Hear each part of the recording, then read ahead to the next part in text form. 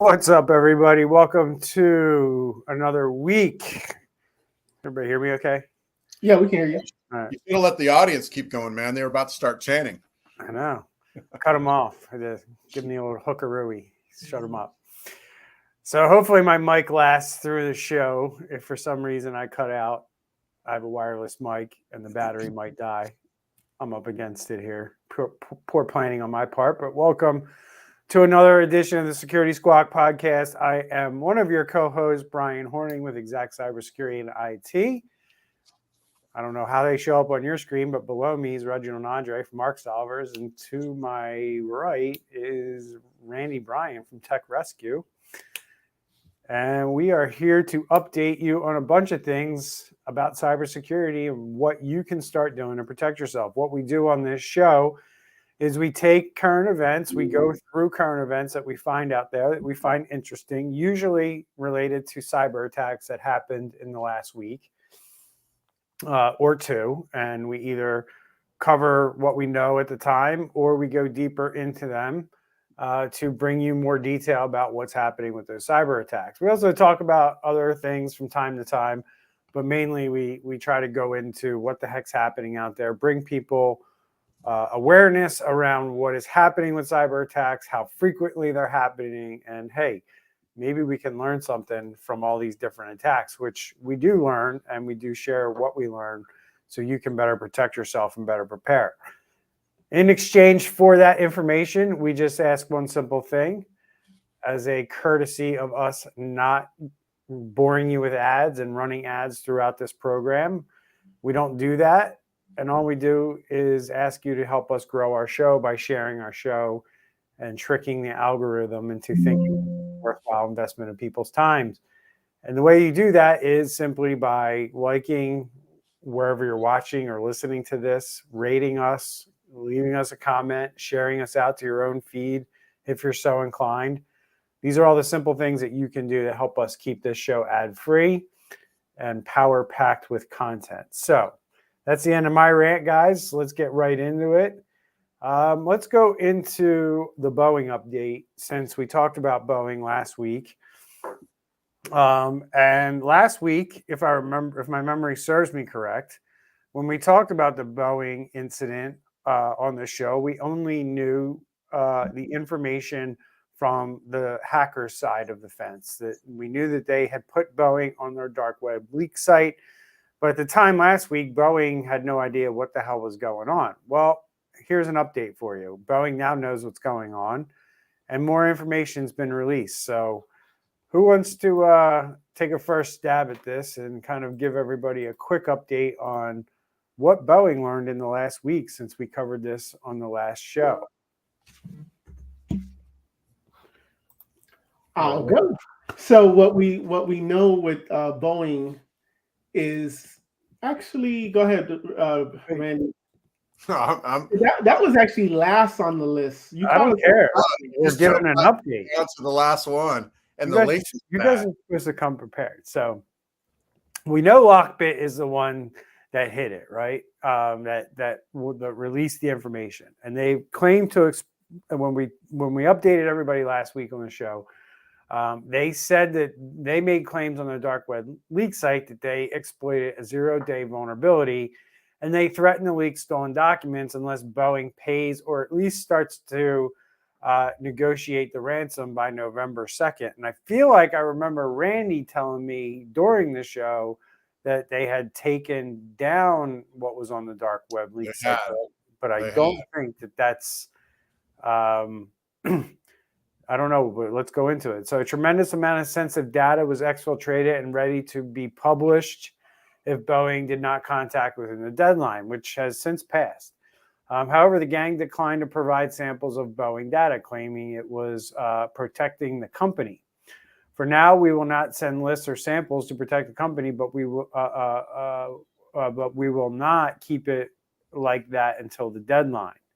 Additionally, the ransomware gang removed Boeing from the data leak site, suggesting that negotiations were underway. Removing the company from the data leak site minimizes the reputational damage caused by the cyber attack should the company choose to pay, paving the way for ransom negotiations. However, Lockbit ransomware gang had not contacted Boeing representatives, citing the group's administrative staff. The group also refused to disclose any information, including the amount or type of data stolen or the zero-day vulnerability exploited. Such secrecy is highly uncharacteristic of a cybercrime gang that thrives on name and shame tactics. 6 days is also an uncharacteristically short deadline for cyber criminals to give companies. They usually give 10 days or more. But Boeing has confirmed the cyber attack, but declined to comment on whether it received Lockbit's ransom demands. So we know more, but we don't seem to know a whole heck of a lot. One of the other things that we do know is that, several things that Boeing utilizes on a daily basis, like services.boeing.com, is down to a technical issue. We also know that the timer expired from Lockbit. The timer expired on the 2nd, and as of yesterday, they have published 4 gigabytes of data, sample data, saying that they're going to post the rest in the next couple of days. They say they have 500 gigabytes total. And if they don't get cooperation from Boeing, they're going to go ahead and release that 500 gigabytes, which potentially it could be super disturbing if it's, the plans for Air Force One or something crazy like that, Yeah, I'm surprised they're actually releasing it, being like you just said, they're dealing with the Pentagon data and contracts and Department of Defense. So you would have thought that the mighty arm of the government would have been able to talk to these guys and say, hey, wait a minute, let's negotiate and things like that. But for the fact that they are starting to release shows that there hasn't been that much progress, and they're trying to put more pressure on them. You guys make of anything? You guys make anything out of the fact that it was off the dark web and then back? What do you guys think is going on there? Negotiations, that's stalling. And it sounds like now it's on. The battle's back on because they released 4 gigabytes of data yesterday, and so they're going to release another 500 very soon if they don't get cooperation from the company. So I don't know. Looks like it's back on. Oh, it's definitely back on, but more than likely there was probably an initial conversation between the groups, and then talks broke down, and the cyber criminals have decided that they're going to move forward. And maybe it's a game of chicken at this point. Like, what do you have? Is it really that valuable to us? Do we really care if it gets out there? And we'll soon find out. But Boeing is in week 2 of this. And I guess like the thing for me is, why is this site down if there's no ransomware or anything? Like, to me, something wouldn't be down unless this is the source of the 0 day. Mm-hmm. Right? Could be this site or something that this site uses, something behind the scenes that this site uses. Could very be the main reason why this is down, because this is the way that they're kind of getting in. That could be thing one. The other thing it could be that's interesting to me is that they're, whether you realize it or not, Boeing is dedicating time, money, and resources to this situation. How much? We don't know. Probably a lot. I'm sure that there's government contracts and other, things like making airplanes and delivering airplanes to their customers are all things that this company wants to be doing than dealing with Lockbit on a dark web leak site, right? So the reason I say that is because your company could find itself in the shoes of cyber criminals, or in the shoes like Boeing is with dealing with cyber criminals, and you're going to have to dedicate staff or hire people from the outside to help you deal with cyber criminals that are threatening to leak data that they stole from your network. And this is a legitimate thing. Now, they might not have ransomware, or they might have ransomware. Who knows? We'll find out soon enough. But at the end of the day, they're dealing with something. So people at this company are spending their day trying to figure out what's the best way to handle this. And you got to think about, in your company, are you equipped to dedicate 2, 3, 4? You might be a 10-person company. You have to dedicate 2, 3, 4 people, probably the owner's time, to this incident until it's, resolved and you see through the whole thing. This is going to be weeks before this becomes a non-issue for them. Many weeks, probably months almost. This is just the beginning. So that's kind of my perspective, guys, is like, this is the beginning, and they're going to have to spend a lot of resources internally to deal with this problem. Right. And the site that you have up right now, or had up, I looked up the archive archive.org Wayback Machine from October 23rd. And this is a site where you order parts. You have links to distribution. You have quite a lot of things to be able to do here. You have links to their different services. So probably looks like they do some sales stuff through here. You got registration for webinars. Looks like a pretty important site for Boeing for it to be down right now. Yeah, my guess would be that that's a pretty important hub for customers, and especially probably government, GSA contracts, things like that. Oh,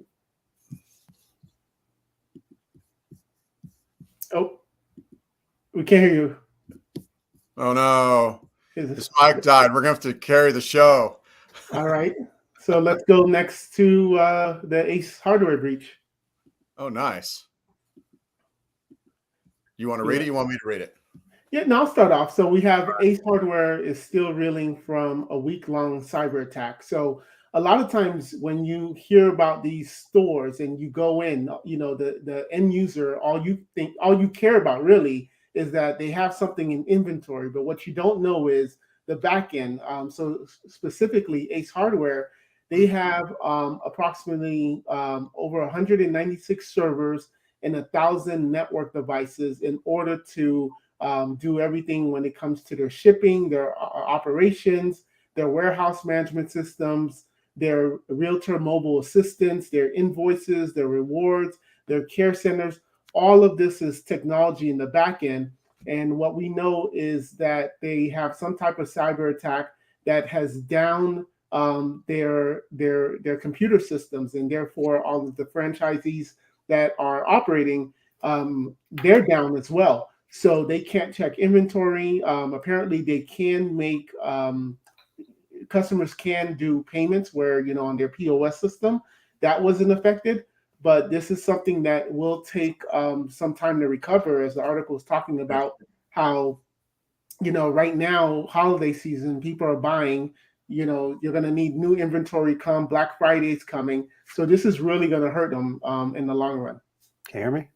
Yep. Sweet. Yeah, it's amazing to me how many devices got hit on this. Like almost 1,200 devices.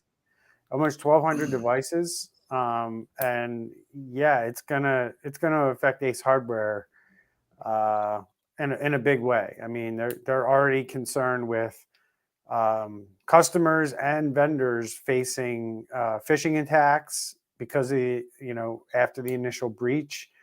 They already are seeing attempts by scammers to try to have electronic payments diverted and gaining access to other store systems by posing as finance department members and software employees of the company.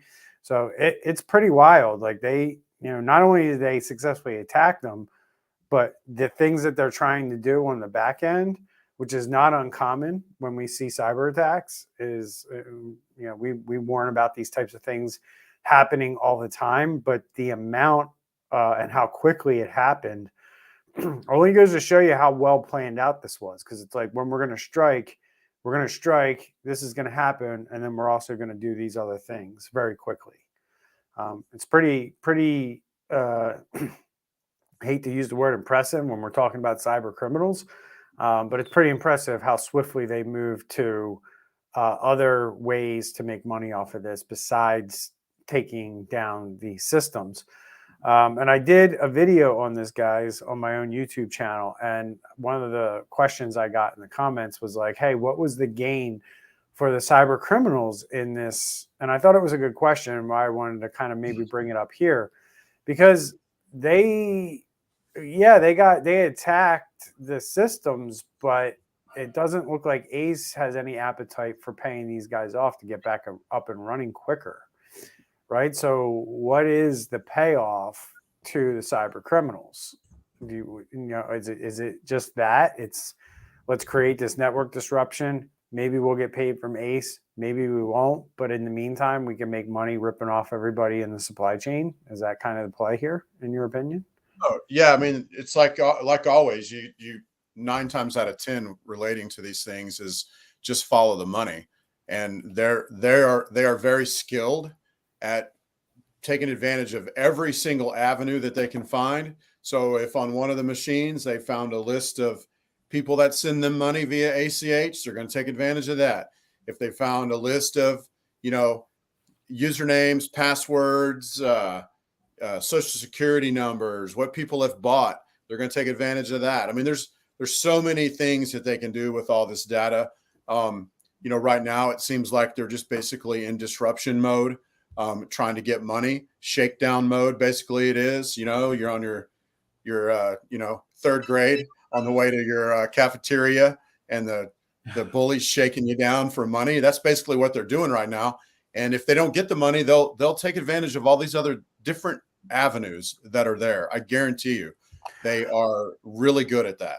Yeah, and that's the interesting thing here that I think CEOs need to grapple with in this point in time that we're in with cybersecurity, is that we don't really know what this decision making looks like from a long-term perspective, right? It's easy for a CEO to sit there on principle and on ego or whatever you want to call it and say, we're not paying the ransom, we'll rebuild from scratch or from our backups or whatever we have.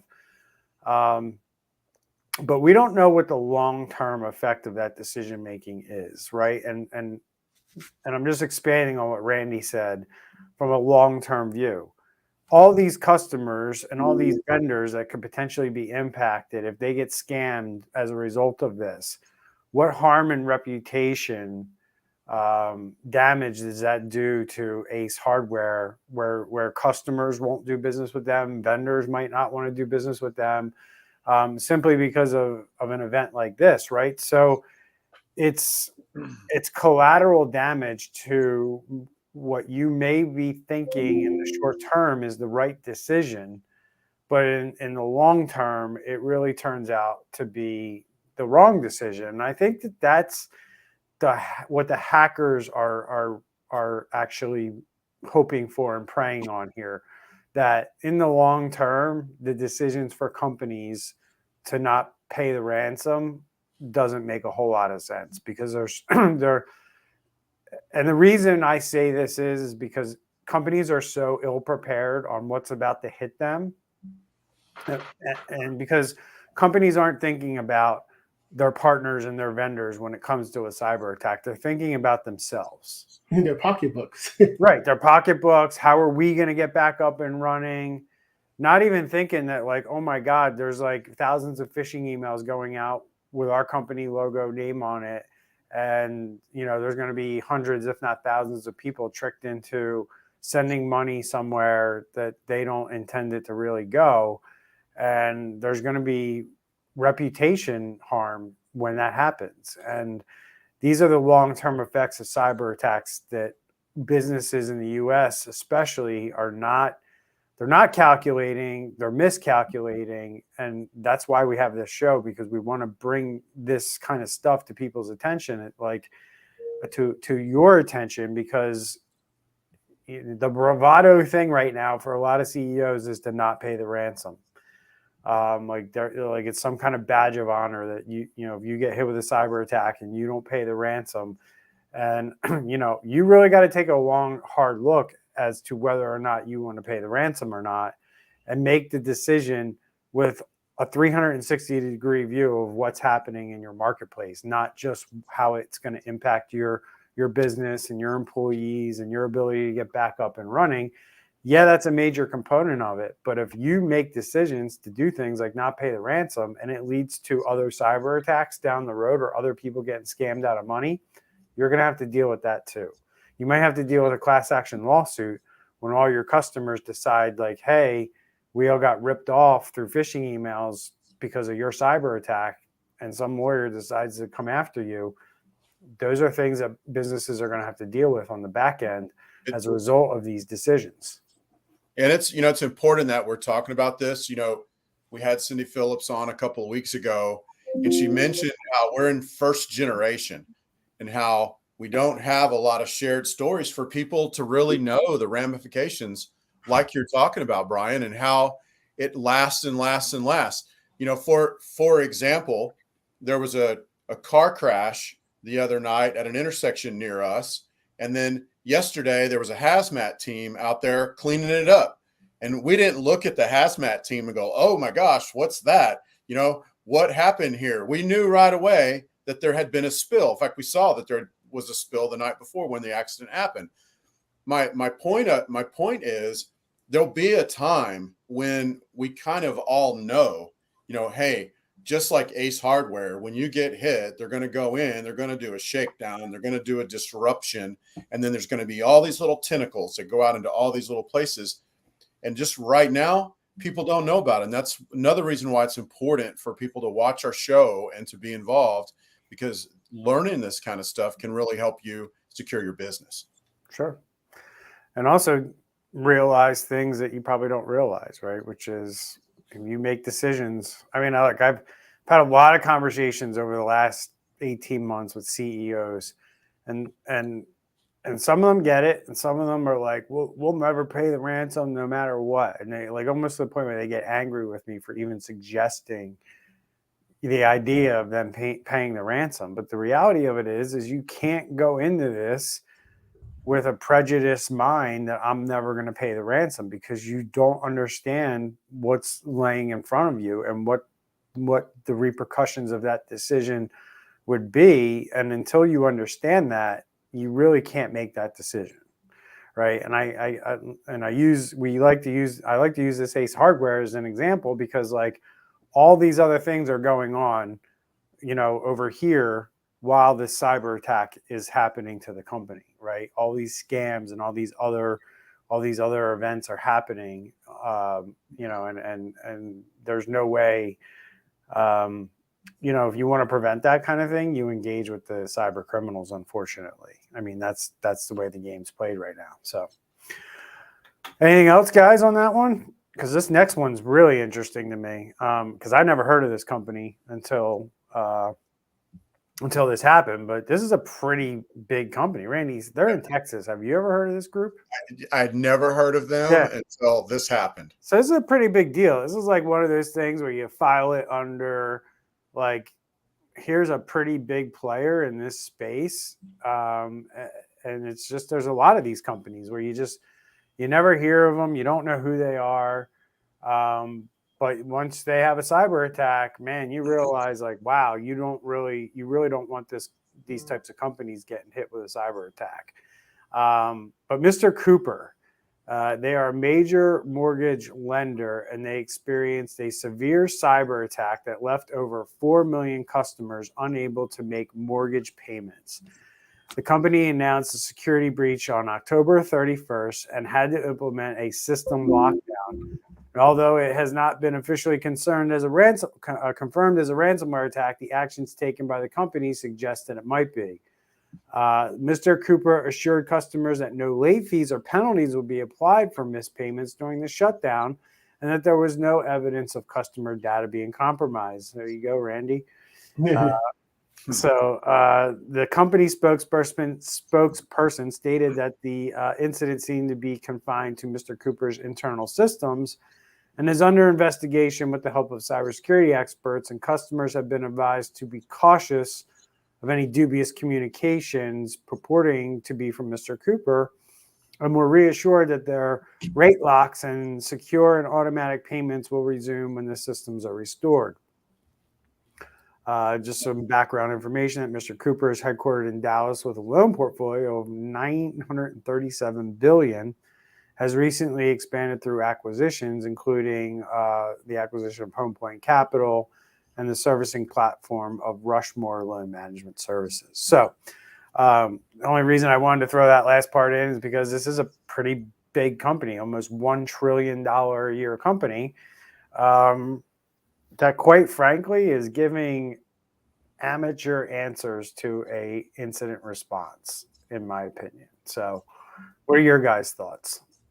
Well, I actually never heard of them either. And when I did a quick search, so apparently they don't have any retail locations. They're all online. So that's kind of why they've been kind of under the radar. They're probably a backbone company. Mhm. Like there's probably other mortgage companies that push stuff through them so they don't market to the consumer, would be my guess. But they're the money men behind these mortgages, would be my guess. Yeah. And what I'm just thinking is of all the people that are going to be falling for these future phishing emails, paying their mortgage to the wrong company for months and not even realizing it and just lose their money. Well, it's funny because this is like reading a press release from a company that would have released something like this like 2 years ago, right? Because like, I don't know, when you're dealing with something like this, the last thing, not the first thing, I mean, I don't know, like the first thing, the last thing you should be coming out with as the first thing, as weird as that sounds, is no late fees and penalties would be applied for missed payments. Like, duh, like your systems are down. Like, you're really going to charge your customers for missed payments? And then they follow that up with the old zinger of there was no evidence of customer data being compromised. I mean, you got hit with ransomware, right? You have no clue whether customer data was compromised or stolen. You have ransomware, you need to assume that it was. And you don't come out and say something like that unless you actually have evidence that says, yeah, amazingly, this was like drive-by ransomware. They didn't go through your files. They didn't look through everything before they hit you with ransomware. They were only in there for 10 minutes and they decided to release ransomware on your entire company. That's not how this stuff goes down. So we know that that's not what happened. It's ridiculous what they're saying. I mean, when you think about it that way, because what would be the point of a drive-by ransomware? I mean, and we also know that like classic ransomware where they just encrypt your data and then want money to get it back, like that's pretty rare these days. Normally it's exfiltration of your data. They encrypt what you have and they hold it a ransom. Or even now they're just going straight to, well, we pulled the data off. Yeah, I haven't seen a press release this poorly worded in a couple years. Stay tuned because the Cook County one, our next one is going to be very similar, actually. Yeah, I mean, but so I mean, if you guys have anything you want to add to this, I mean, because I personally think this is going to be, we're going to be talking about this for a couple months. I looked yesterday, I think it was, on Twitter, and people were still saying that they're not able to make payments. I don't know if they're able to make payments as of today or if it's come back online in the last day or so. But it looked like as of about, I think it was about last night, it looked like people were still not able to make payments, which is kind of crazy. Yeah, it's not crazy. To me, it's just it's wild that they need a breach coach quick. Yeah. You know, we didn't really mention that, but we touched on it kind of high level with Ace Hardware, and now with this company. You know, the question every business has to ask themselves: could you handle 3 to 6 months or 3 weeks to 12 weeks of not getting any income in? You know, could you still pay your people? Would your people freak out and leave your company because you didn't have money to pay them? You know, all these ramifications of these attacks. And so here you've got a company that needs to get money in so they can pay their employees and all that jazz. but they're not. So it So sounds like they are also a public company. So it'll be interesting to see if what they wrote is gonna hit them in the butt later on, where they're gonna regret saying that. Because I looked at their stock price and it's actually up 3% this past month. interesting. Yeah, I mean, they're going to have to file their SEC, and they're going to have to file that pretty soon to allow people to understand like how this is going to impact their stock price for sure. So, anything else you guys want to add before we jump into what's going on in Cook County in Illinois? Sure. All good? Ready to go? Yeah. All right. So this is why am I getting feedback? That sucks. So this is a story that we found, probably the last one we talk about today. Is that right? Oh no, we want to do an Okta one, right? Yeah. Are we doing the Okta one? Yeah. Yeah, we should. Yeah. Just a quick update. So All right. So this is Cook County Health may have been exposed due to a cybersecurity breach at the Perry Johnson and Associates, a medical transcription service provider. Ouch. And in the spring, between March 27th and May 2nd, an unauthorized party accessed the company's network and potentially obtained files containing sensitive patient health information. Of course, a transcription service provider is going to have that, including social security numbers, insurance details, and medical data like test results and prescriptions. Well, there's been no evidence of identity theft or fraud stemming from this incident. The potential leak of other personal details like names, birth dates, and address has caused significant concern. Upon learning of the breach in July, Cook County Health ceased all data sharing with Perry Johnson and Associates. Affected patients have been notified and offer credit monitoring and identity protection services with Perry Johnson and Associates, and the Cook County Health have expressed regret over the incident and have committed to enhancing data protection to future breaches. I express regret over every time I'm at fault when it comes to a breach too. We set a record 5 minutes ago of the worst press release we've heard in years, and boom, that record got set and broken in 5 minutes. They're coming out and apologizing for it. They're coming out and saying there's no evidence that it's been used in fraud. Well, duh, like they're pulling the data out right now, and they're going to make an amazing plan, not in a good way, to misuse that data. Of course, there's no evidence. It's like 5 minutes into it. It's like somebody has their gun stolen from their house, right? It's like, well, the gun hasn't been used in a crime yet. It's like, well, it's going to be. Yeah, exactly. It just hasn't happened yet. Exactly. So Brian, I'm going to put a link. I'm going to ask a couple of questions here. If you can share your screen. Oh, where? How am I doing that? On the private chat. Private chat. Yeah. So this is their website. So there's two things I noticed on here. I don't know what's going on with my internet, but it's I don't know if I can. Yeah, I can't share my screen. They are ISO certified. They are ISO. That's the first one, and then notice on the top right. I don't know if that has anything to do with what happened to them. The ISO 27001 or something. Oh no, on the top right, the very top page of the Team Viewer. Team Viewer.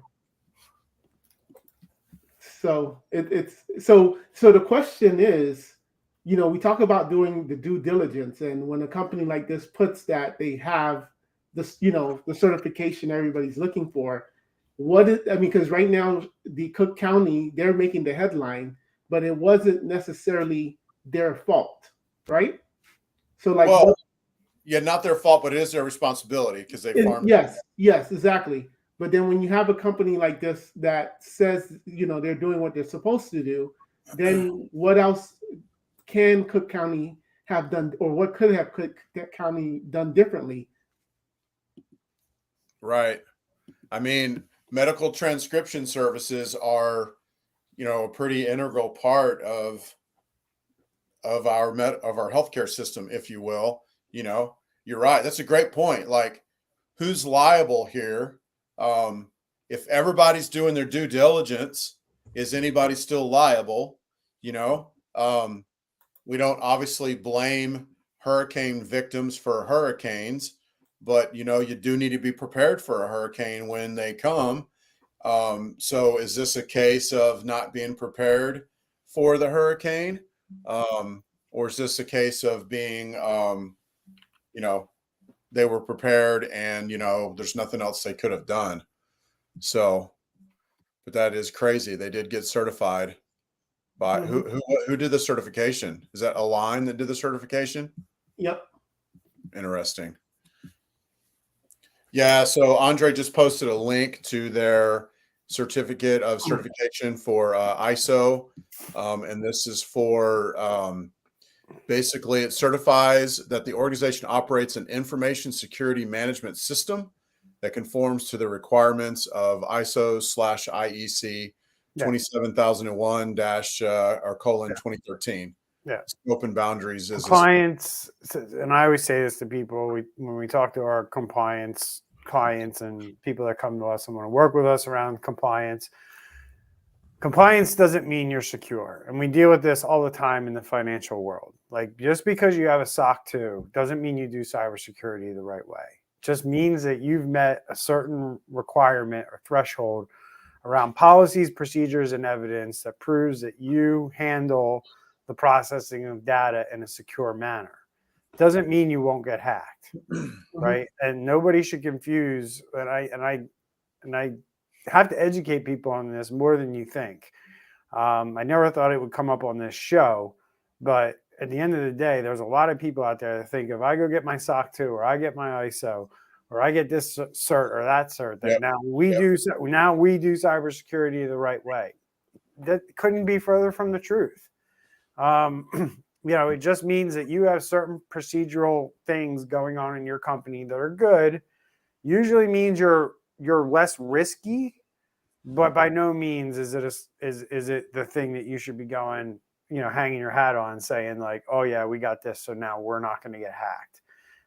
There's plenty of companies that have these certifications out the ass and they get hacked, and nobody should think that an ISO or a SOC 2 or any kind of industry regulation around data security means that you won't get hacked.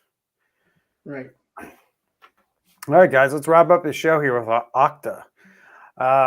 So Okta has been, they're an identity and access management provider that's been at the center of the attention lately because their company for maybe the last 2 years hasn't had a great track record when it comes to security. And it really came to light when MGM got hit. And they have now reported that a data breach first announced in October of 2023 has affected 134 customers. That's not 134 people. That's 134 large organizations. The breach occurred when an Okta employee's personal Google account was compromised, leading to unauthorized access to the company's support case management system and potential session hijacking attacks through HAR files containing session tokens. So this is a very popular way for cyber criminals to hack into people's accounts these days, is by doing this kind of token theft, where they can basically, without going into the details of it, impersonate you on a computer where a service or system thinks it's you that's logged in, so you're trusted, when really nobody's ever logged in. They've never used your username or password or been challenged with a multi-factor code. They were able to steal this token, which this whole token thing, you know, I would say in 5 years, tokens won't even exist because it's a huge flaw. The fact that somebody can intercept the token and then log in as you to sensitive services like this or your email or what have you, is wild to me, and how it keeps happening, and why software vendors and providers are allowing this methodology. You know, to me, it's a simple fix. you tie the token to a device, and if it comes from another device, the token's not valid, right? But they're not going that far with these tokens, and it's a pretty simple fix in my mind. All you got to do is associate it to the device. If the device name doesn't match up, the token is now invalid. So the incident came to light between September 28th and October 17th after a sophisticated cyber attack, that's what they're calling this, where a threat actor gained the ability to view and extract sensitive data, including session tokens from support cases. It was on October 19th that Okta was notified of suspicious activities by one of its own customers, Beyond Trust, through major customers like Cloudflare and 1Password were affected. 1Password confirmed no user data was accessed. The breach was linked to a Google account of an Okta employee who saved service account credentials in a personal account, which could have been compromised, which more than likely was compromised. Right. The delay in Okta's response was due to the initial failure to detect suspicious downloads because the attacker accessed files directly, creating a different type of system log.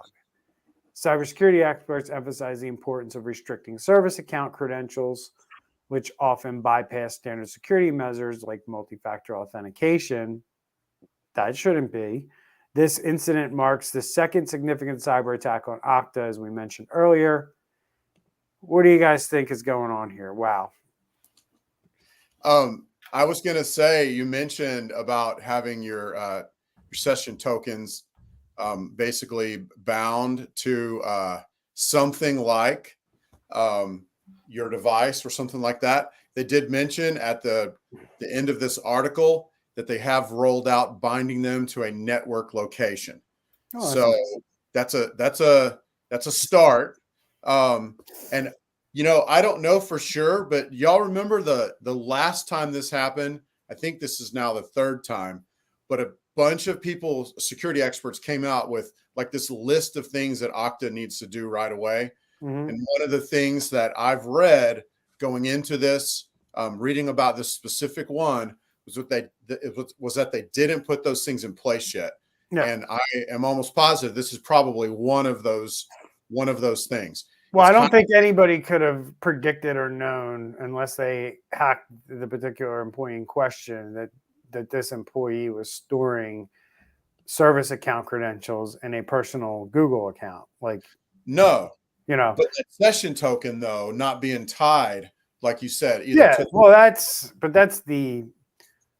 initial access was because some knucklehead at Okta was storing some credentials in like a Google Drive file. Like, that's what I see. Like, they had like, as much as we laugh and we say, we go to the customers all the time and we find Excel files with usernames and passwords in them. Well, it sounds to me like somebody at Okta had a Google Sheets file in the cloud with sensitive passwords in it. They could have. I'm reading that they stored them into the Chrome browser, so that they would be stored into Chrome passwords. Either or, yeah. And it's you're right. Still in plain text, no matter how you slice it. You can get those passwords out of Chrome without even having admin credentials. Right, and they're in plain text. They're not encrypted. Yeah. Your Chrome browser, folks, if you don't know this, is not a password manager. It is not a secure place to store your passwords. There's two things I want to give everybody a little advice on, and this is just general advice. There's really two smart things you can do when you're logging in that you're probably doing every day that makes you less secure. One of those things is, and I know this is a pain in the ass, and you're probably going to be like, I'm never doing that. But when a device says, hey, do you want to trust this device? It's probably a pretty good idea, no matter if you own the device or not, to click no. And yeah, that might mean that you get challenged with multi-factor a lot more, but I'd rather have that than have a device say, I want this device trusted, and then somebody steals that token and is able to log in as me, right? That's number one. Like, don't allow these devices to trust other devices, because this is what you're creating. You're creating opportunities for cyber criminals to steal these tokens when you say, yes, I want you to trust this device. So what are you guys saying over here? I see the chat. So, so that's the one thing I would tell you right there is don't trust devices. And then the other thing is don't store passwords in stupid places. Don't put them in Excel files. Don't put them in Google Sheets files. Don't put them in places on the cloud like your OneDrive, because you put it in places like Google Cloud, you put it in OneDrive, you put it in the Chrome browser where you sync it to the cloud. They don't have to get access to your computer, right? And I think a lot of people don't realize this. They only need to get access to the cloud, which is accessible 24/7.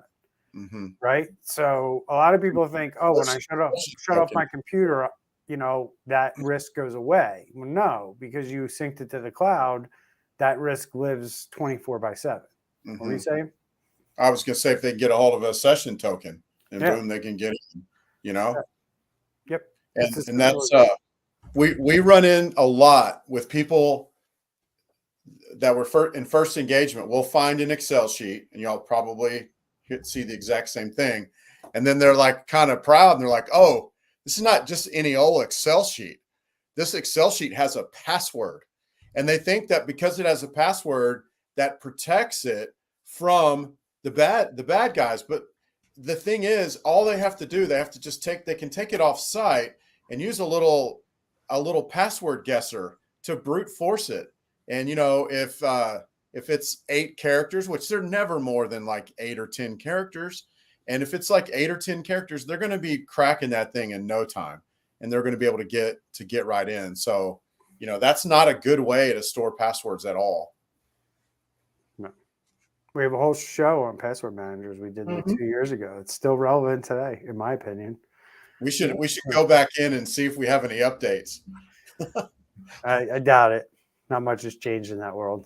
It's all pretty much the same. So, all right, guys, good show. We're 47 minutes in, longer one this time. I don't have anything else to add. If you don't, somebody dropped a comment.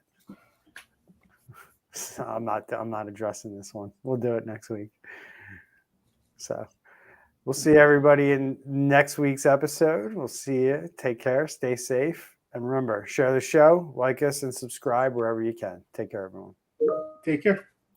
Bye-bye.